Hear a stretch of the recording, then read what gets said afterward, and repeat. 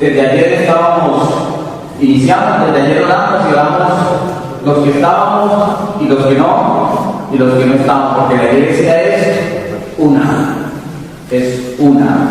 Yo me recordaba con Javier de una lectura de estos días en el oficio de lectura de un autor anónimo de los primeros siglos, que decía: ¿cómo me van a decir que yo no tengo el don de lenguas si pertenezco al cuerpo de Cristo que habla todas las lenguas?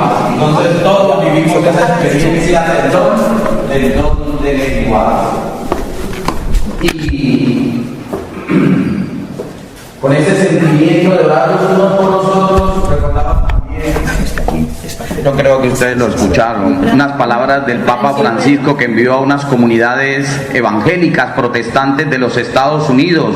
¿Recuerdan que él tomaba ese texto de los hermanos de José cuando suben a Egipto a buscar comida? Y decía el Papa: fueron por comida y se encontraron con su hermano. Eso nos pasa siempre, que vamos por una cosa y nos encontramos con nuestros hermanos, y nos encontramos siempre viviendo esa experiencia de comunidad, esa experiencia hermosa del Espíritu del Señor, de la bondad del Señor.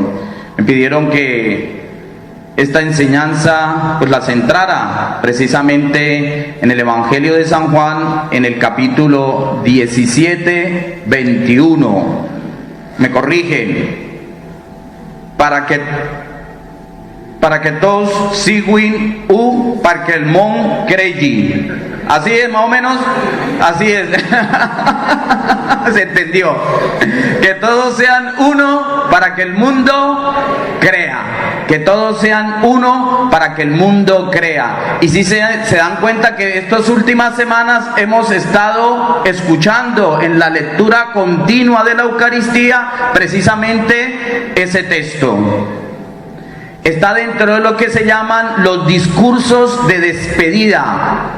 Jesús que se despide de sus apóstoles y comienza, es una despedida bastante fuerte. Comienza en el capítulo 13. ¿Recuerdan que hay en el capítulo 13 de San Juan el lavatorio de los pies? Juan no narra la última cena, Juan narra el lavatorio de los pies en el contexto de la última cena. Y ahí comienza Jesús a despedirse. Capítulo 13, capítulo 14, capítulo 15, capítulo 16, capítulo 17, nuestro capítulo 17, los discursos de despedida. No se les va a olvidar nunca, ¿verdad? Que esos capítulos de San Juan son los discursos de despedida. Jesús que se despide de sus discípulos. Es el testamento de Jesús. Discursos de despedida, el testamento de Jesús a sus discípulos. Más o menos, ¿qué dice en esos capítulos? Yo no voy a entrar en detalle porque aquí ya pasaríamos toda la mañana. Vivir unidos en el amor. Varias veces promete la venida del Espíritu Santo. En esos capítulos el Señor les repite muchas veces, ¿verdad? El Espíritu de la verdad, el Espíritu consolador, y van y vuelve y sigue y vuelve y les repite. Entonces, herencia de Jesús, el Espíritu Santo, exactamente. Y este capítulo 17 es la parte que está muy cercana ya al arresto de Jesús, porque en el capítulo 18 ya nos van a contar que llegan, se van a orar al huerto de los olivos, llegan, arrestan a Jesús y comienza la pasión, muerte y y resurrección. Entonces es muy importante este capítulo 17 porque trata de recoger toda la teología del Evangelio de Juan. El capítulo 17 trata de recoger todo lo que es fuerte en el capítulo, en el Evangelio de San Juan. Vamos a dar una mirada así rápida a esos temas. Por ejemplo, muy importante, la hora. Todavía no ha llegado mi hora. ¿Recuerdan cuando lo dice por primera vez en las bodas? En las bodas de Caná. Respondiéndole precisamente a María, todavía no ha llegado mi hora. Todavía no ha llegado mi hora. Y en muchos momentos los evangelistas, y Juan especialmente, pues va a hablar de la hora. Y sabemos qué hora, de qué hora estaba hablando Jesús. La hora es el momento de su pasión, muerte y resurrección. Porque para San Juan no son momentos distintos. Para San Juan, Jesús es glorificado en la cruz. Jesús es glorificado en la cruz y Jesús da su espíritu en la cruz. Y muriendo exhaló el espíritu y nos recuerda ese momento de la creación, ¿verdad? Dios que crea y que infunde espíritu de vida en el hombre. Pues eso hace Jesús, es la nueva creación. Jesús nos recrea, muriendo en la cruz, nos da su santo espíritu. Y viene esa humanidad nueva de la que nosotros pues somos herederos, esa humanidad nueva. Entonces la hora, que es muy importante, entonces ya sabemos cuál es esa hora. El tema de la gloria. Glorifícame, Padre, con la misma gloria que tenía al comienzo. Y lo repite en esta oración. Y vuelve y repite, glorifícame así como yo te he glorificado. Y luego dice que ellos también me glorifiquen a mí. O que yo sea glorificado en ellos, mejor es la traducción. Que yo sea glorificado en ellos. La gloria, que también está desde el primer capítulo de San Juan, que habla de la gloria de Jesús. Y la gloria, pues ya lo sabemos, es la experiencia de participar Jesús de esa divinidad. Hace 8 días celebramos que Jesús subió al cielo y está sentado a la derecha del Padre. Les cuento una anécdota muy interesante. Un niño de 10 años, acababa de hacer su primera comunión, le pregunta a su mamá en la parroquia. Le dice, ¿y si Jesús está sentado a la derecha, quién está a la izquierda? Una pregunta interesantísima. Y yo le pregunté, ¿y qué le respondiste? Digo, nada, porque no supe responderle. Mira la pregunta que hacen los niños. Si Jesús está a la derecha y lo insisten tanto que está sentado a la derecha, pues a la izquierda debe haber otro sentado. ¿Qué podemos responder? Pues que decir a la derecha, bueno, sienten al que quieran. Porque eso lo dice Jesús a sus discípulos. Eso, mi Padre es el que se encargará de repartir puestos. Pero el que está sentado a la derecha del Padre quiere decir que Jesús es colocado en la misma... Exactamente, que comparte la misma gloria que el Padre. Eso quiere decir que sentado a la derecha, porque al Señor no lo podemos sentar en ninguna parte. Por más carismáticos que seamos, no podemos sentar a Dios en ninguna silla. Se lo aseguro que no. No hay silla que soporte la inmensidad y la grandeza de Dios. Entonces el que esté a la derecha es que comparte su misma fuerza, su mismo poder, su misma gracia, su misma gloria. Eso es. Entonces ya ha sido glorificado Jesús y ya ha glorificado al Padre. ¿Cómo lo ha glorificado? ¿Cómo ha glorificado Jesús al Padre? Todo está cumpliendo la misión que le corresponde. ¿Cómo glorificamos nosotros a Dios? Algunos decían, no, el hombre no puede glorificar a Dios porque él ya está en la gloria. Sí, también nosotros tenemos una misión y lo glorificamos cumpliendo nuestra misión, con nuestro testimonio, con el anuncio de esa gloria del Señor. Jesús es venido también para dar la vida. Entonces otro tema importante, la vida, para que el que crea en Él tenga vida y vida en abundancia. Lo repite muchas veces, para que yo he venido para que tengan vida. Desde el comienzo también habla de esa vida, pues nuestra vida, de la vida terrena, pero no solamente la vida terrena, sino también esa vida eterna. ¿Y quién recibirá esa vida eterna? El que crea en el que ha sido enviado. Durante estos días se han recordado que Jesús coloca como una escala. Así como mi Padre me envió, yo os envío.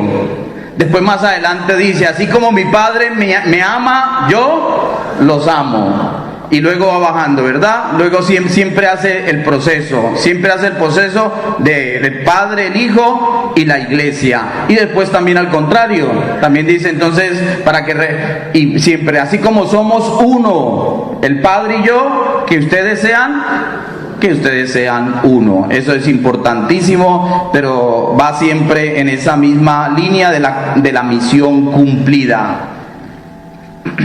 Este texto, capítulo 17, es uno de los textos donde se nos habla de manera concreta de qué es lo que ora Jesús. En muchos textos los evangelistas dicen, y se fue a orar. ¿Qué oró? No sabemos. Solamente nos cuentan que se fue a orar. En cambio este texto sí nos dice el contenido de la oración. Con otro texto, también en San Juan, en el capítulo, si no estoy mal, capítulo 11 de San Juan, el capítulo 10 es el buen pastor, capítulo 11, le avisan que allá en una tierra donde él le gusta ir mucho a comer, hay un amigo suyo que está enfermo. La resurrección de Lázaro. También nos dice que el Señor levanta los ojos al cielo y comienza a orar. El levantar los ojos al cielo es entrar en la esfera de lo divino, es entrar en contacto con Dios. Y ora pidiéndole al Padre que sea glorificado su nombre, y resucita a Lázaro. Esos son los dos únicos textos en el Evangelio de San Juan que nos dicen cuál es el contenido de la oración de Jesús. Pues Jesús ora, y ora por sus discípulos, esos que están allá con él en ese momento, pero ora también por los discípulos de todos los tiempos. Ora por los discípulos de todos los tiempos. Ora por los suyos. Es recuerdo de la distinción que Dios ha hecho también en el Antiguo Testamento, Yo oro por estos que son míos, tú me los diste. Y nos recuerda el Antiguo Testamento cuando Dios habla del pueblo de Israel como suyo, como su pueblo. Los salmos hermosos nos hablan de eso que sucede a ese pueblo que cuenta con la presencia de Dios. Por ejemplo, el Salmo 23, nos lo sabemos todos, ¿sí? El Señor es mi pastor, nada me falta. El Salmo 124, si el Señor no hubiera estado con nosotros cuando nos atacaban, nos habrían tragado vivos, nos habrían destrozado. Los que confían en el Señor son como el monte Sión, inamovible, firme para siempre. Salmo 125, si el Señor no construye la casa, en vano se cansan los albañiles. Salmo 127, para que tengan en sí mismo la plenitud de mi gloria. Juan 17:13. La alegría y esa experiencia de la alegría y del gozo viene precisamente por sentirnos propiedad de Dios, por sentirnos que somos esa propiedad de Dios, que somos el pueblo de Dios, y que Él está con nosotros. Otro tema, hay varios temas, yo no quiero enredarlo en esto, pero es para llegar y para ubicar nuestro texto. Habla del mundo, Juan habla del mundo. Pero Juan habla del mundo de dos maneras. El mundo como lo contrario a la voluntad de Dios. Ellos están en el mundo, pero no son del mundo. Así como el mundo me ha odiado a mí, así el mundo también los va a odiar a ellos. Entonces esa es la primera acepción de la palabra mundo, lo que es contrario a la voluntad de Dios. Pero está la otra, que es positiva, el mundo creado por Dios, aquí donde vivimos. O sea, el mundo, nuestra tierra, nuestro universo, ¿sí? Entonces esa es la parte positiva, y es un tema muy importante en el Evangelio de Juan. Otro tema, la consagración en la verdad. Todos los creyentes del Señor son llamados a ser consagrados en la verdad. Ya San Pablo escribía a los cristianos de Tesalónica: Dios os ha escogido como primicia de la salvación a través de la obra santificadora del Espíritu y la fe en la verdad. Es muy importante esto que estoy diciendo. ¿Por qué? Porque el primero que escribe no son los evangelistas. El primero que escribe es, lo acabé de decir, San Pablo. El primero que coloca por escrito los textos es San Pablo. Los evangelistas vienen después, en el tiempo, claro. ¿Y qué es lo primero que escriben los evangelistas? Esto es muy importante. A veces leemos los evangelios de manera lineal, como si las cosas hubiesen acontecido así como nos la están narrando y ellos comienzan. Pues no. Lo primero que se escribe en los evangelios es la pasión, muerte y resurrección. O sea, lo primero que hay por escrito son los textos, que casi todos están en la última parte, claro, porque si es la muerte de Jesús, pues están en la última parte. Lo primero que se escribe es lo último en los evangelios. ¿Y por qué eso? Por algo muy sencillo. Es lo que tienen más cercano. Es lo que acaba de acontecer. 30 años después se escribe el primero, imagínense. Después de 30 años es que Marcos escribe esa experiencia. Y a partir de la pasión, muerte y resurrección de nuestro Señor Jesucristo, se comienza a leer toda su historia. Los evangelios no nos quieren narrar simplemente una biografía. Los evangelios tienen una enseñanza teológica, o sea, nos quieren instruir sobre algo que está aconteciendo en Dios. Y entonces parten de lo que tienen más cercano e iluminan lo más lejano. Entonces algunos nos hablan de la infancia de Jesús. ¿Quiénes nos hablan de la infancia de Jesús? Aquí toca examinarlos también. ¿Quiénes nos hablan de la infancia de Jesús? Piénsenlo. Lucas y Mateo. Hasta los evangelios de la infancia, Lucas y... ¿Sí es Mateo? ¿Sí? ¿Cómo comienza Marcos? Por ejemplo, ¿cómo comienza Marcos? No, eso es para escribirlo, no, pero ¿cómo inicia? Ya ahora sí, el capítulo primero. Comienzo del evangelio de nuestro Señor Jesucristo, Hijo de Dios, con el bautismo, con Juan el Bautista. Comienza con el bautismo, las tentaciones. ¿Cómo inicia Juan? En el principio era la palabra, y la palabra estaba con Dios, y la palabra era Dios, y vino un hombre llamado Juan que da testimonio. También inicia con Juan. Mientras que Mateo y Lucas inician contándonos esa experiencia de Belén, de los pastores. Así que no vayan a buscar nunca, vamos a buscar el nacimiento de Jesús en el evangelio de Juan. No lo van a encontrar, se lo aseguro que no. Lucas y Mateo. Es muy importante que lo tengamos en cuenta. La verdad. Recuerdan que Pilato le va a preguntar a Jesús allá en el juicio, que se lo manda uno al otro, Herodes: ¿y qué es la verdad? ¿Y qué es la verdad? es importante también. Todos los evangelios y todo lo que está escrito en los evangelios es muy importante. Lo que tenemos los cristianos, lastimosamente, es que no lo sabemos todo ya. No, ya no lo sabemos. Entonces vamos a leer un texto. No, ya eso lo hemos leído muchísimas veces. Pues mal hecho. Porque siempre encontraremos algo nuevo. Y porque todo lo que escribieron los evangelistas tiene un significado. Mire, ellos no tenían tantos folios como tenemos nosotros ahora. No tenían tanto papel.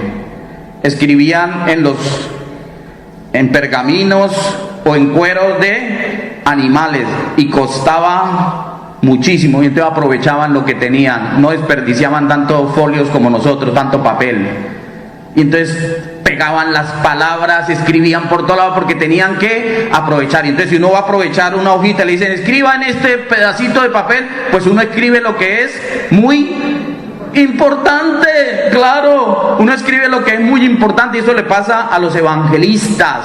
Y entonces cuando nos acercamos al evangelio, tenemos que acercarnos con ese corazón abierto, dispuestos a recibir esa palabra y esa novedad que nos va a edificar y que se tiene que hacer vida hoy en nosotros, porque si no queda letra muerta. La palabra de Dios como libro es letra, no muerta, es que no es que está en una hoja. Se hace vida en nosotros, se hace vida en nosotros por el Espíritu Santo, se hace vida en nosotros por el Espíritu Santo. La palabra de Dios, cuando se acoge, cuando se vive y cuando se hace vida, pues comienza a obrar, y entonces pasa de ser simplemente un escrito que está ahí en un papel a hacerse vida, a encarnarse. O sea, la palabra de Dios se encarna hoy en nosotros, como se encarnó un día en las entrañas virginales de Santísima Virgen María. Eso es. ¿Y quién hizo eso? ¿El Espíritu? El Espíritu Santo. El Espíritu Santo. El Espíritu Santo es el que hace que esa palabra se encarne en las entrañas de la Virgen María. Bueno, pero la verdad, yo estaba en la verdad. La verdad en la palabra de Dios es la obra salvífica de Dios. No es una verdad filosófica, no es una verdad científica, no es una verdad jurídica siquiera, no, es la historia de salvación, que Dios ha querido salvar a su pueblo, que Dios nos ha salvado. Esa es la verdad. La verdad es que Dios nos ha salvado. Esa es la verdad para los que escribieron los evangelios y para la palabra de Dios, toda ella entera, que Dios quiere salvar a su pueblo. El tema número 8 es el nuestro, ya vamos llegando, ¿vio? Te ruego también por aquellos que creerán en mí por medio de su mensaje. El horizonte de la oración de Jesús es un ejemplo, pero también un contraste. De frente, compréndame bien lo que voy a decir. A nuestros pequeños grupos, a veces nos contentamos con lo pequeñito y somos felices en lo pequeñito, ¿verdad? Pasa muy lejos de aquí, lejos, en esta tierra no pasa, que se programa algo a nivel diocesano, a nivel de provincia, y entonces llamamos a los grupos y dicen, no, es que hoy tenemos grupo de oración, hoy tenemos grupo, entonces no, hoy no podemos, hoy nos quedamos en nuestro grupito, entonces nos encerramos como en una burbujita. Lo que nos suene más amplio, yo no sé qué nos pasará, como que nos da, a mí como el polen, ¿verdad? Me da asma, como que nos da asma pensar en lo diocesano, en lo provincial, en lo nacional, como que, no, yo sigo en mi grupito, y somos felices en mi grupito, y ya no es el grupo ni siquiera del Señor, no, el grupo de fulano de tal, ¿verdad? Grupo tal, de tal. Nosotros no tenemos fundador, gracias al Señor. Bueno, el Señor es el fundador de la renovación. No nos adueñemos de lo que no es nuestro, porque nos adueñamos de lo que no es nuestro.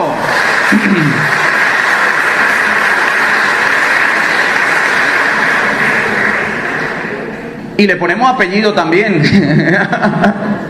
con apellido y todo. Y si lo pudiéramos llevar a las notarías a colocarle sello de garantía, la llevábamos, ¿verdad? Este es mi grupo, y aquí cielo y tierra pasarán, pero yo no paso. Cielo y tierra pasarán, pero yo no paso. Y nombran a otros y yo sigo ahí porque es que es mi grupo. No. Tenemos que tener una mirada más amplia. Tenemos que tener una mirada más amplia, muchísimo más amplia. Lo dice el Señor. Está orando por los que tiene ahí, pero también por todos los que creerán por lo que ellos anuncien. En una parroquia lejana también, muy lejana. Mire, hay un grupo para hablar de lo más sencillo, que no es sencillo, es fuerte, muy fuerte. El grupo de limpieza del templo, que lleva años. Y entonces las señoras se han repartido los baldosines, ¿cómo se llaman aquí? Las baldosas, Entonces ellas se repartieron las baldosas. Entonces si una pasa la mopa y toca la baldosa, es que esa me toca a mí. Esa es mía. Haciendo la limpieza en el templo también nos dividimos en... Eso es lo que nos pasa cuando estamos cada uno en nuestra propia parcela, nuestro propio grupo. No se me meta aquí que esto es mío. Y llegan personas, no, nosotros venimos a ayudarle a hacer la limpieza del templo. Ya no hay baldosas. Ya cada baldosa tiene su nombre, ya cada parcelita tiene ya tiene su nombre y apellido. Entonces ya no, ni siquiera para eso, ni siquiera para hacer la limpieza del templo dejamos entrar a los demás. Caramba. Desencodo, eso, desencodo. Es para nosotros que nos está hablando el Señor, ¿oyeron? Porque ahora comenzamos, lástima que no vino aquel, que ese sí le hubiera caído todo lo que está diciendo este cura. O vamos a grabarle y entonces lo llevamos para que lo escuche. No. El primero soy yo. Mire, decía el cardenal Carlo María Martini, que hubiera comenzado por aquí, pero bueno, no importa. Decía, en un retiro espiritual mínimo participan 5. Que son muy importantes en un retiro. Primero, el que nos ha convocado, el Espíritu Santo. Estamos aquí porque el Espíritu Santo nos trajo. A pesar de que tuvimos dificultades, el Espíritu Santo nos llamó y nos convocó. Segundo, muy importante, pues la respuesta en libertad de cada uno de nosotros. Muchos quisieron estar, pero no pudieron. Muchos quisieron estar, pero no pudieron estar aquí. Estamos nosotros. Entonces, muy importante el Espíritu Santo que nos convoca, muy importante cada uno de nosotros que pudimos responder en libertad y que tuvimos las facilidades para venir hasta aquí. Ya van 2. El tercero, ¿quién será el tercero? Nuestras comunidades. No solamente Cataluña, están muchas, yo sé que muchas provincias están orando por nosotros y estamos unidos, la iglesia entera, muchas comunidades, muchas personas les dijimos, vamos a tener un retiro, oren por nosotros. Y entonces es muy importante, perdóneme que no me puedo estar quieto, así que entonces póngale allá un movimiento a la cámara así para donde yo vaya, que tenga un imán para donde vaya el cura que le siga por el cuello. De testacuellos, póngale. Donde vaya el cuello, que allá vaya la cámara. Nuestras comunidades, la iglesia, entonces el Espíritu Santo, cada uno de nosotros, y la iglesia que está respaldando con la oración. Mire, en orden de importancia. Cuarto, el predicador, que puede ser cualquiera, ¿verdad? Sí, puede ser cualquiera. El Señor dice, los envía a predicar. Puede ser cualquiera. Entonces no es tan importante, pero bueno, sí, está ahí dentro de los sujetos que tiene el predicador. Y lo coloco ya al final junto al otro. porque ese sí es peligroso, más peligroso que el predicador. ¿Quién es? ¿Quién es? El enemigo. El enemigo. El enemigo que está atento a decir: yo quiero arrebatar lo que se va a sembrar, porque estamos aquí entusiasmados, nos reímos, disfrutamos, pero Él está listo a quitar lo que se está sembrando. Está dispuesto a arrebatar lo que se está sembrando. Y hoy le decimos: ya lo reconocemos y sabemos que está ahí, y no vamos a consentir, no vamos a estar, no nos toca a nosotros, el Señor ya está ahí también batallando. Por eso iniciamos con una alabanza, por eso iniciamos con una oración pidiendo al Señor que viniera en nuestra ayuda. Por eso oraron también por mí, para que esta palabra y para que esto que el Señor va a sembrar en nuestro corazón dé fruto, y dé fruto en abundancia, y sea el mismo Señor, y sea su presencia, y sea la gracia de su amor y de su misericordia quien abra nuestras vidas, quien abra nuestros corazones y nos disponga a recibir abundantemente su palabra. Y esa palabra que se siembra fructifique, y fructifique frutos de santidad. Amén. El tema número 8, les decía: ora por todos los que van a creer a través de la predicación de ellos. ¿Para qué? ¿Para qué ora? Para que sean uno, para que sean una sola cosa. Un deseo que desgraciadamente permanece sin cumplirse. ¿Qué podemos hacer para llegar a ser verdaderos elementos de unidad? Esto debemos tenerlo muy en cuenta, porque es el lema de nuestro encuentro y será nuestra reflexión durante toda la mañana. E inmediatamente el noveno tema en el Evangelio de Juan, sumamente importante también, no es por importancia, ya vemos que no, porque la unidad es muy importante y está de lo último. El sello, digámoslo así, es el amor. Juan lo repite y lo repite y lo repite y lo repite y lo repite y lo repite. ¿Cómo nos debemos amar? Nos ha dicho estos días. Es que es hermoso, porque ha sido como un recoger todo lo que hemos reflexionado en nuestras Eucaristías estas últimas semanas. ¿Qué nos dice? Padre, así como tú y yo, ¿verdad?, vivimos esa relación de amor, que ellos también se amen como yo los he amado. ¿Dónde está la cruz aquí? Bueno, en el altar. Como yo los he amado. Mire, cuando nos lleguen deseos de lanzar a algún hermano por la finestra, acuérdense, contemplen a Jesús en la cruz. Es que nos llegan ganas de tirar a algunos por las ventanas. Sí.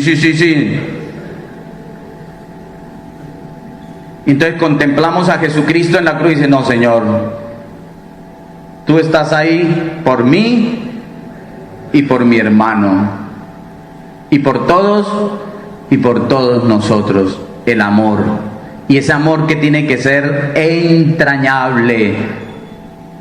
Decía la Madre Teresa de Calcuta: tenemos que amar hasta que nos duela. Qué difícil, ¿verdad? Qué difícil.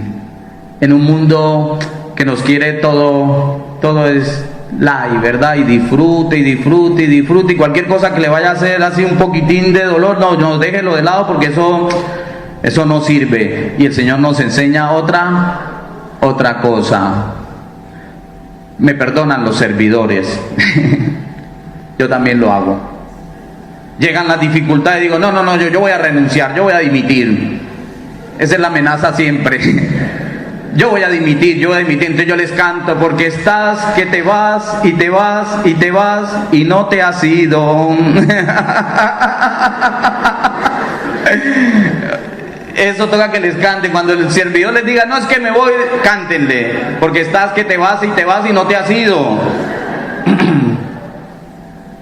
Porque es la tentación que nos llega, es lo primero que nos llega frente a las dificultades, ¿verdad? Frente a las dificultades, enseguida, yo el primero.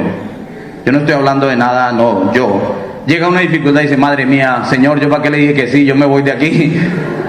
Que venga otro que pueda hacerlo mejor. Y sí, lo harán mejor, se lo aseguro. Se lo aseguro que lo harán mejor. Muchos lo harán mejor. Pero el Señor al que eligió le dará la fuerza para cumplir su misión y le dará la visión para poder cumplir en ese momento el encargo al cual ha sido llamado. Exactamente. Y entonces tenemos que responder. Mire, a mí me dieron ganas de dimitir el primer día que me estrené como asesor nacional de la renovación. El primer día. No habían pasado 24 horas. Y digo, yo me voy para Zaragoza. Yo estaba más tranquilo en mi parroquia, sin tanto problema. ¿Sí o no? Eso lo decimos todos, ¿verdad? Yo estoy muy tranquilo en mi familia, en mi trabajo, con mis cosas. Yo no tengo por qué aguantarme esto. Eso no pasa aquí. Esto no pasa aquí, pero bueno, eso pasa en otras partes. Y solamente lo estaba pensando, mire cómo es el Espíritu del Señor, y solamente lo estaba pensando, y llegó un sacerdote que ni me conocía ni yo lo conocía, y me dijo, usted no se puede bajar de la cruz. Yo decía, madre mía, decía, mire al Señor en la cruz, mírelo. Y yo decía, sí, ya lo estoy mirando. Ya lo estoy mirando. Decía, no te puedes bajar de la cruz. Mire al Señor que no se bajó de la cruz por amor a nosotros. Ese es el amor de Dios que se hace carne. Ese es el amor de Dios que llega a nuestra vida. Ese es el amor de entrega. Ese es el amor que nos duele, pero nos redime. Ese es el amor del Señor que nos salva. Ese es el amor misericordioso de Dios. Y a ese amor estamos todos invitados. Y en ese amor somos capaces de vencer absolutamente todo, porque es el mismo Dios. Lo dice San Juan también, ¿verdad? En sus cartas. Dios es amor. Dios es amor. Y ese amor de Dios se nos da. Hoy lo estamos recibiendo. Es su Espíritu, es su Espíritu Santo. Ayer lo decía, ¿verdad? El Padre y el Hijo que se aman y se aman tanto que se desborda ese amor sobre nosotros, sobre la iglesia, sobre cada uno de nosotros. ¿Recuerdan ese texto? Lo vamos a leer hoy, de Pentecostés precisamente, que estaban ahí orando, perseveraban en la oración y llega el Espíritu Santo y lo llena todo. Así dice, y todo el lugar fue lleno, o sea, no había un solo espacio en el que no se sintiera esa presencia y ese amor del Señor. Y los llenó a todos, y los llenó plenamente. O sea, cuando estemos en esa situación, digamos, Señor, lléneme, que no quede nada en mí, o sea, que no quede nada mío, que sea todo tu amor. Y nos llena y nos inunda y nos desborda. Y entonces no es solamente para nosotros, sino que llega también a nuestros hermanos. O sea, lo único que somos canales de gracia y de bendición para nuestros hermanos. No a nosotros, Señor, no a nosotros, sino a tu nombre da la gloria. Amén. Muy bien.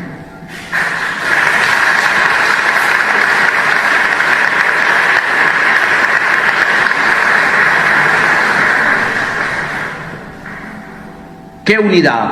¿Cuál es la unidad por la que está orando Jesús? Jesús sueña con que aquellos que creen en Él vivan relaciones semejantes a la de la Santísima Trinidad. La fuente es Dios mismo.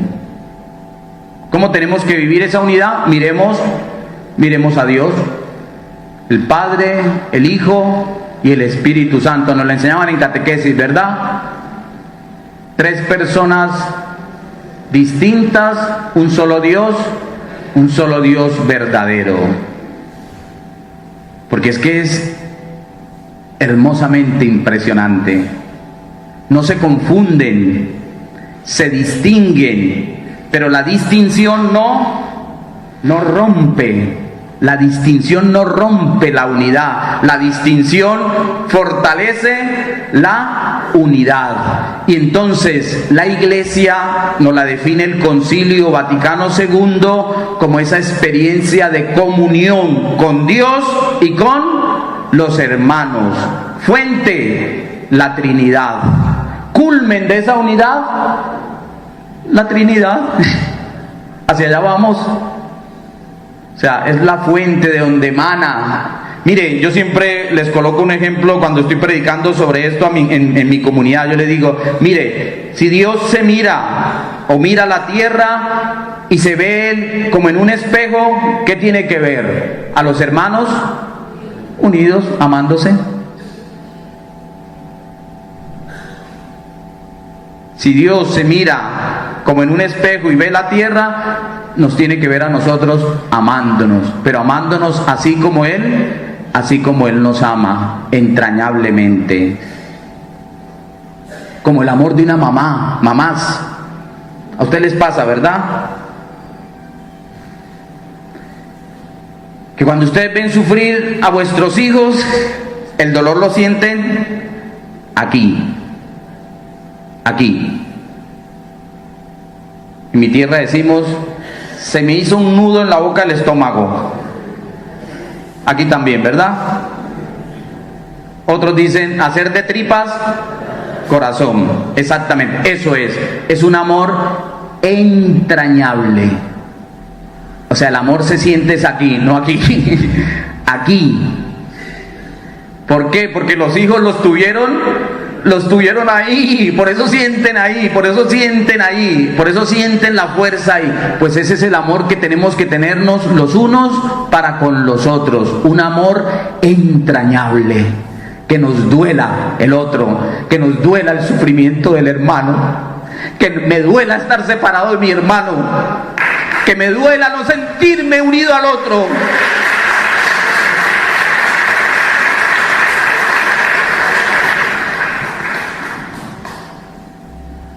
Y es un amor que construye, es un amor recíproco.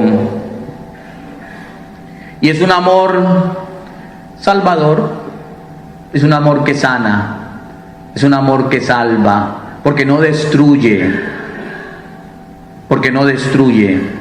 Se destruye lo que tiene que ser destruido, claro. Cuando se dice, no, de que viene el final de los tiempos y el final del mundo y esto va a acabar y esto va a acabar. Y yo, no, se acabarán ustedes. Sí. Pero el Señor viene a destruir todo lo que es contrario a su proyecto de salvación, a su proyecto de vida. Pero Él no puede destruir esto tan hermoso que le ha dado con tanto cariño y lo ha ido formando desde su amor y desde su infinita misericordia. De pronto lo destruiremos nosotros, pero es otra cosa, ¿verdad? Con las guerras, con las divisiones, con los odios, con todo, nos vamos dañando y después le echamos la culpa a él, pobre. No es colocar a Dios al mismo nivel, perdóneme esto que va a decir, miren, nosotros a veces fallamos en esto también. Colocamos a Dios como que al mismo nivel del otro, ¿verdad? Y no están al mismo nivel. Dios es Dios. El otro es una criatura que se reveló al plan de salvación de Dios. Entonces el que lucha Dios no puede luchar con una criatura. Dios envía a otras criaturas a luchar con el mal. Entonces para eso están los ángeles y los arcángeles, y está San Miguel, y está la Santísima Virgen María, pero el Señor permanece siempre, Él es siempre y está ahí. Y entonces a veces creemos que dañamos a Dios. No, nosotros no podemos dañar nunca a Dios, ni nadie le puede dañar a Él. No. Él está siempre tratando de salvar en libertad. No nos va a salvar a la fuerza. O sea, no nos va a coger y va a decir, venga que yo lo creé a usted para que salve, venga. No. El Señor es tan caballero, tan respetuoso, que nos pregunta, ¿usted quiere? Entonces nosotros tenemos que decirle, bueno, lo que quieran decirle ustedes, lo que quieran decirle. exactamente lo mismo en esa construir la unidad. El Señor es respetuoso, el Señor es muy respetuoso de nosotros. ¿Cómo se va a edificar esa unidad? Con el amor recíproco. Es un auténtico, el amor recíproco es auténtico en la medida en que se edifique en la unidad. Ayer ya salía, pero la unidad no quiere decir uniformidad. Ah, no, es que este no levanta la mano así, este no es de los nuestros. Tienen que levantar la mano así todos, ¿verdad? Entonces todos con la mano así, eso, háganle así, ay, sí, vea, todos somos del mismo. No, levántenla como quieran, de para abajo, ¿verdad? Yo alabo al Señor así, y lo alabo distinto, sí, para no cansarse. Para no cansarse, entonces alaban al Señor así, pero no importa, están alabando al Señor. La unidad es un regalo de Dios, pero también es tarea nuestra. El amor, la unidad es un regalo de Dios, pero también es tarea nuestra. La pregunta era, ¿y cuál unidad? ¿Y qué unidad? Pues la primera unidad por la que ora Jesús es la unidad espiritual. Atención, el Señor quiere que vivamos unidos espiritualmente. Como tú, Padre, estás en mí y yo en ti, también ellos sean en nosotros una sola cosa. Es la unidad que Cristo da a su iglesia. Él dio la vida por ella para hacerla su esposa y se ofreció a sí mismo para santificarla. Es un don de Dios que hay que aceptar con humildad. Será no solo el resultado de nuestros méritos y de nuestros esfuerzos, sino un regalo de Dios. De ahora en adelante, cuando hablemos de unidad, vamos a colocarle ahí un guioncito unido, santidad. Unidad igual santidad. Mire, Santa Teresa, estamos en los 500 años, no puede faltar Santa Teresa, ¿verdad? Santa Teresa, sabemos qué le pasó a Santa Teresa. ¿La persiguieron o no? Algunos dicen, no, ahora quieren... No, fue perseguida. Fue perseguida. ¿Eso le quitó a Santa Teresa su amor por la iglesia? No le quitó el amor por la iglesia, al contrario, lo acrecentó.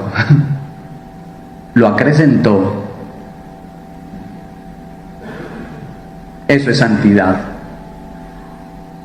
Yo conocí un sacerdote santo también y decía, miren, las personas pueden fallar, los obispos pueden fallar,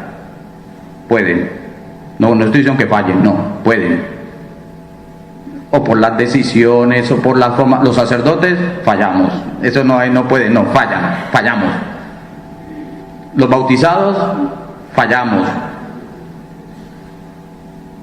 pero eso no quiere decir que yo no pueda entrar en relación de amor y de unidad con mi hermano. Eso no lo quita. Los que van a casar, ay no, mire lo que escucha uno, mire lo que le toca escuchar a uno. Yo me voy a casar con esta persona, pero el día que me falle, hasta ahí llegamos. Pues no se case. Se los digo siempre en la boda, pero ya es muy tarde, porque dicen, y el banquete entonces.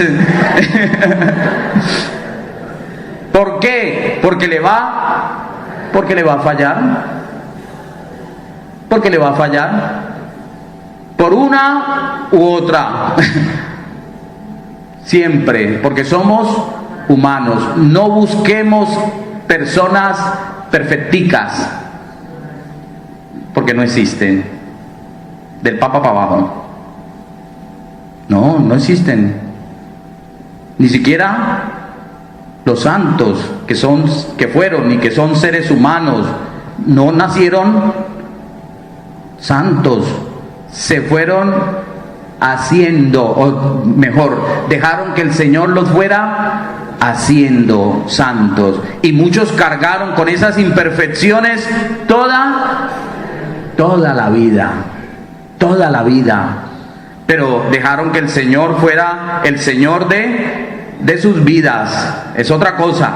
Antes no podemos llegar a ser santos. Sí, estamos llamados a ser santos, pero tenemos que dejar que Dios haga su obra en nosotros para poder alcanzar esa santidad. Y entre más avancemos en el camino de santidad, más reconocemos nuestro propio pecado. No es lo contrario. No es lo contrario. Ay, yo de que me confieso, yo no tengo pecado de eso. Confiésese de eso. Que se cree perfecto y no lo es. Entonces ya por lo menos tiene uno. Por lo menos de eso ya nos podemos confesar. Que me creo bueno, santo, y no soy tanto. Y no soy tanto. Y en eso tenemos que vivir la humildad. Pero la humildad no es negarnos a nosotros mismos, no es decir yo no sirvo para nada, yo no valgo nada, yo soy una basura. No. Eso es más peligroso, tan peligroso es eso como la arrogancia, porque por lo menos la arrogancia se manifiesta, ¿verdad? Y entonces caminamos como pavos reales. De eso tampoco tenemos en ninguna parte. Y los pavos se miran las patas y enseguida se les bajan. Enseguida vuelven y vuelven otra vez, porque son feas las patas de los pavos reales. Sí, la han visto, ¿verdad? El plumaje hermoso, y se ven las patas y enseguida vuelven otra vez. Cuando estén así ustedes digan, mírense las patas y verán cómo son de feas. Y nos reconocemos inmediatamente que no somos que el plumaje no es tanto. Y entonces, ¿qué es la humildad entonces? ¿Qué es la humildad? Saber estar en el puesto que nos corresponde. Saber estar en el puesto que nos corresponde. Eso es humildad. Saber estar en el puesto que nos corresponde. Eso es humildad. Y nos valoramos y nos queremos y tenemos autoestima por nosotros y por los demás. Porque solamente así podemos querer y valorar. Eso nos dice el Evangelio. Amen a los demás como ustedes se quieren a sí mismos. Si no, entonces, si yo no me valoro y si yo no me quiero a mí mismo, ¿cómo voy a querer al otro? ¿Cómo voy a valorar al otro si yo no me valoro, si yo no me quiero? Entonces es muy importante esa experiencia. Entonces les decía, el Señor quiere esa unidad espiritual a imagen de la Trinidad, del Padre, del Hijo y del Espíritu Santo. Es esa unidad que no nos viene como algo externo, sino que nace en nuestro interior, porque lo que la vamos viendo es el Espíritu Santo. Pero no solamente esa unidad, porque es muy bonito, ¿verdad? La unidad espiritual es muy bonita. Es muy bonita. Como no se ve. Es muy bonita la unidad espiritual. No, yo soy hermano de todos. Yo a todos los quiero. Pero mientras no me los encuentre. Mientras no me los encuentre, yo los amo a todos. Y yo no tengo nada contra nadie. Nada. Pero la primera oportunidad que tenga, saco las flechas y atravieso el alma y el corazón y los tuétanos y todo. Acabo con el otro, pero los amo. Pero yo los amo mucho. Esta crítica que voy a hacer es con mucho amor. Y quedó el otro tirado en el suelo ahí ya. Bastante amor se tienen, ¿verdad? Bastante amor se tiene. Esa unidad es fácil, ¿verdad? La unidad espiritual. Yo los amo a todos, pero cada uno por su camino. Pero el Señor también ora por una unidad visible. O sea, que se puede ver. Jesús ora por esa unidad también. En la visión de Cristo, ciertamente se trata también de una unidad visible de la comunidad de creyentes. ¿Recuerdan la primera comunidad en los Hechos de los Apóstoles? Mírenlos cómo se aman. Ah, entonces sí se veía. Sí se veía. Mírenlos cómo se aman. En cosas concretas. Oremos por los que se están muriendo de hambre allá al otro lado del mundo. Pero que yo tengo algunos aquí que están sufriendo, y muchas veces a causa o por mi causa o por mi egoísmo. Pero oramos por los que están lejos, ¿verdad? Como no nos duele y como no lo vemos, es bonito orar a lo lejos, ¿verdad? Oremos por la renovación del mundo. Y oramos por la renovación del mundo. Y oremos por estos que están divididos. Y oremos por los cristianos perseguidos. Pero que yo estoy como cristiano persiguiendo a otros cristianos. ¡Qué vergüenza! Vergonzoso. Porque por lo menos si llegan aquí y nos dicen, bueno, aquí venimos a perseguir cristianos, nosotros nos escondemos. Pero cuando yo estoy abrazando a mi hermano y cuando siento aquí es que llevo el puñal enterrado en la espalda, ¿verdad? Eso es muy duro, es muy complicado, es muy triste. Muchas veces predicando en la comunidad les digo, mire, a veces nos preocupamos tanto, hay los que no creen y los que no creen, y el problema son los que no creen. Y yo, no, el problema no son ellos, porque por lo menos algunos son hasta coherentes, algunos son hasta coherentes con eso que dicen. Yo no creo y viven coherentemente su falta de fe. El problema somos nosotros que decimos que creemos y vivimos como si no creyéramos. Eso sí es grave. Eso sí es muy grave. Que decimos creer, que nos profesamos creyentes en el Señor y vivimos como paganos. Perdónenme, el primero yo. Eso sí es vergonzoso, eso sí es escandaloso. Y de ahí, de ese escándalo, viene la misma palabra tropiezo. Cuando el Señor dice, el que haga tropezar a otro es motivo y no hay necesidad de salir en periódico. ¿Cuál es el periódico aquí? Me imagino que La Voz de Cataluña, ¿no?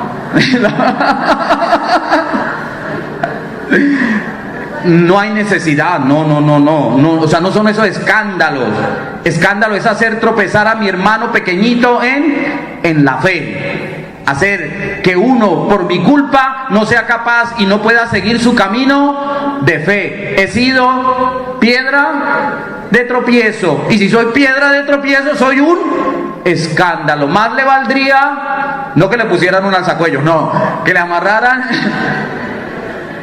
una piedra de molino y lo lanzasen al fondo del mar. Es muy grave, es muy grave. Ay, no, vamos camino de la unidad y queremos. Yo voy todos los días a una residencia. Voy todos los días a una residencia. Claro, una residencia, el menor ya saben cuántos años tiene.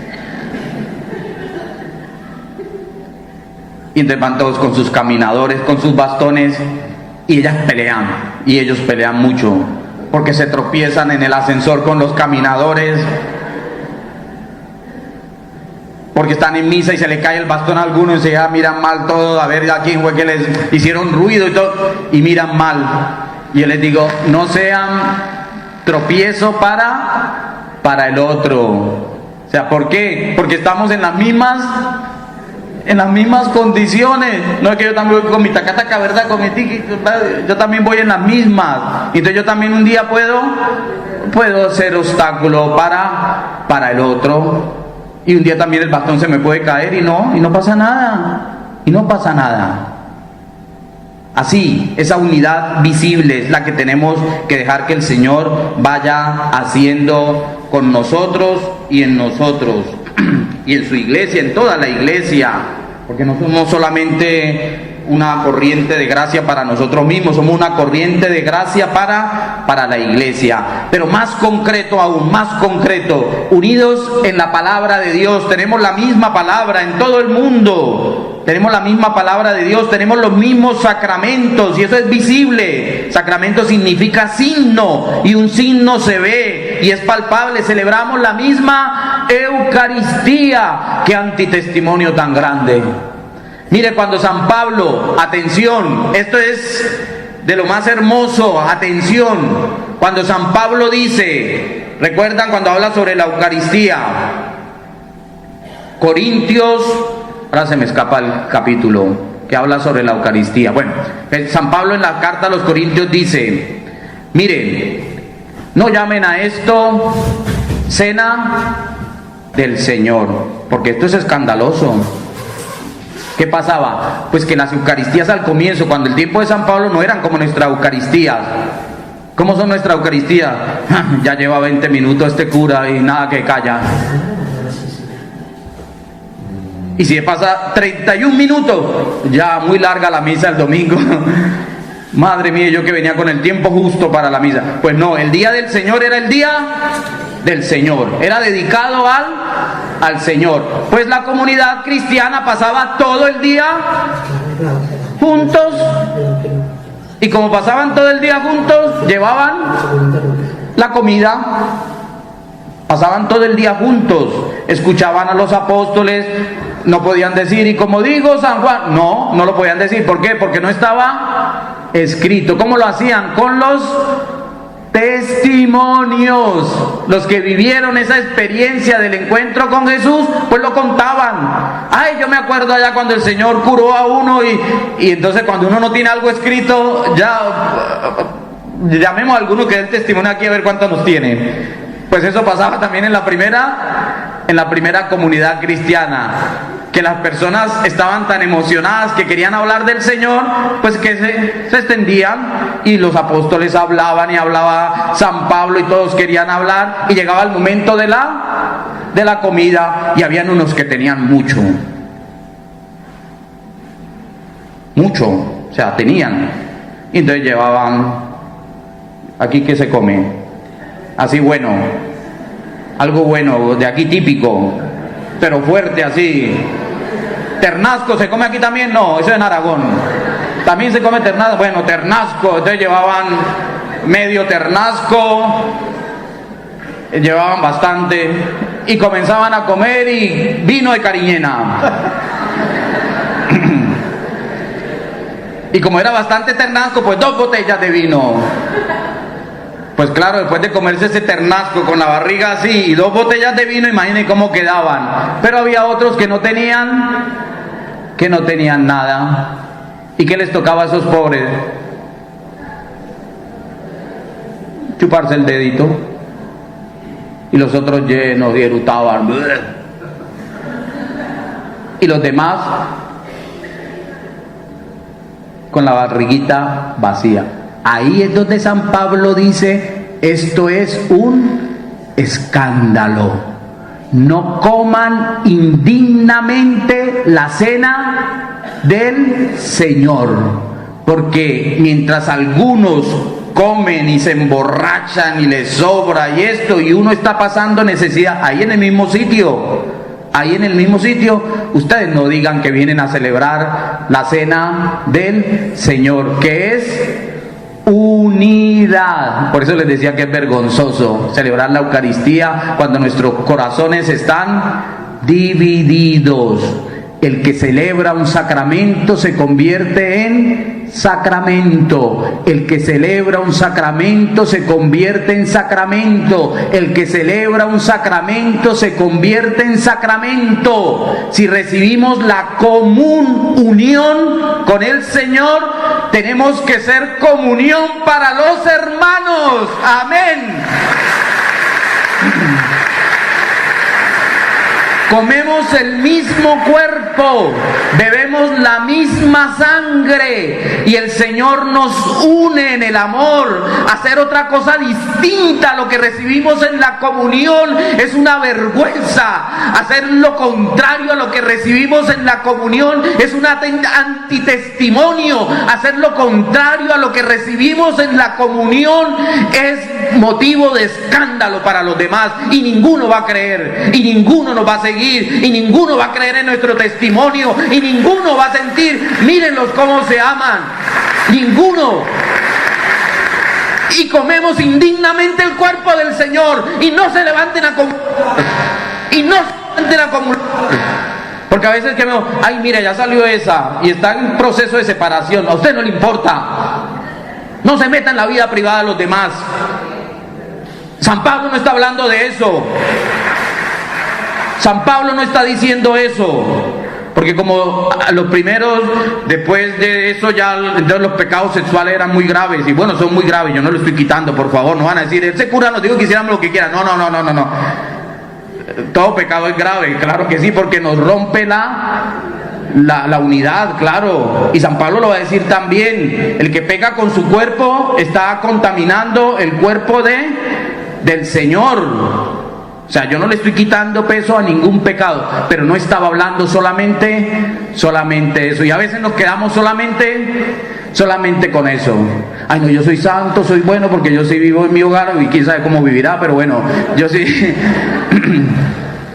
Pero yo soy bueno, santo, puro y me siento capaz de criticar al hermano, pero a mí no me hablen de unidad y de edad porque yo estoy bien solo. Yo estoy muy bien solo.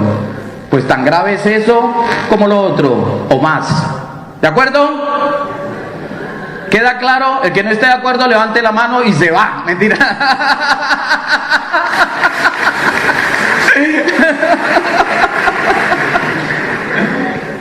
No, yo quiero que quede claro para que no van a colocar en mi boca palabras que no he dicho. Ojo. Si no, la próxima vez me tienen a una hoguera en Madrid y me queman. Todo pecado es grave, todo, absolutamente todo lo que atente contra... Y sabemos cuáles son los pecados, yo no tengo por qué ponerme a hacer una lista, ¿verdad? A veces hacemos listas, qué peligrosas son esas listas de pecados. Son peligrosísimas. 2 niños salen de su primera confesión y le pregunta al uno otro, ¿cómo les fue? Muy bien. Y digo, ¿y por qué? Digo, aprendí un poco de pecados que los niños ni siquiera han pensado, y entonces uno comienza a decirle y esto y aquello. Por eso un confesor que les pregunte a ustedes algo, dígale, mire, padrecito, meta en su vida y confiésese usted, pero a mí no venga a preguntar nada. Y si le pregunta quién les dijo eso, el asesor nacional de la renovación, ¿oyeron? Eso de preguntar y cómo y cuándo y cuándo, no, ya vamos a terminar.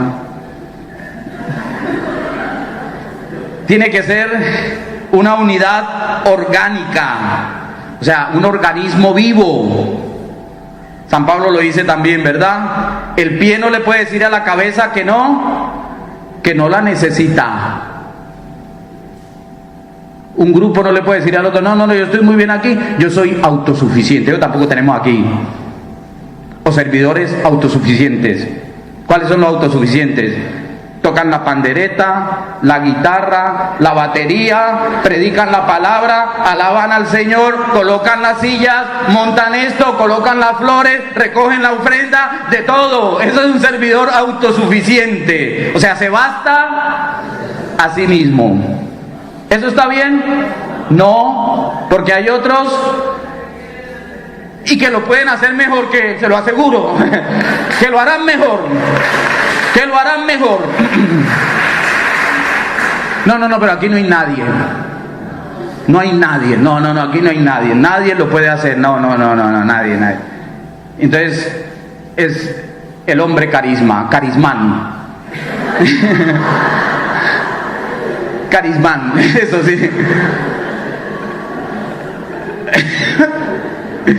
Grave. La unidad tiene que ser orgánica. Todos servimos para algo, aunque sea para colocar las sillas.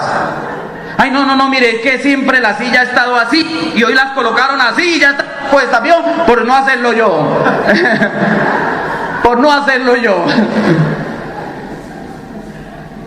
yo, mire que las sillas quedaron ya ahí. Tampoco, eso no lo tenemos aquí, se lo aseguro que no. Son anécdotas que me han contado en otras partes. La unidad tiene que ser orgánica. Van a tener un retiro con Anita, ¿verdad? Sobre dones y carisma. Es muy importante. Dones y carismas. El Señor ha regalado a los hermanos. ¿Para qué están los servidores? Para discernir los carismas. Miren, nuestros hermanos. Aquí merezco un aplauso. Todavía no, espere que diga algo. O sea, todavía no, yo les digo cuándo. Nuestros hermanos que iniciaron hace años en la renovación tenían eso. Tenían la capacidad de descubrir esos carismas y de colocar a la gente a servir. Hacían escuela. Por eso todavía tenemos vida, todavía quedamos. Nos falta eso. Nos falta esa capacidad. Ahora sí, los hermanos mayores, a ver, un aplauso. Muy bien, ustedes lo hacían muy bien. Lo hacían muy bien. O sea, hacían escuela. Formaban a las personas. Las formaban y las formaban para servir. Y se forman las personas desde la base.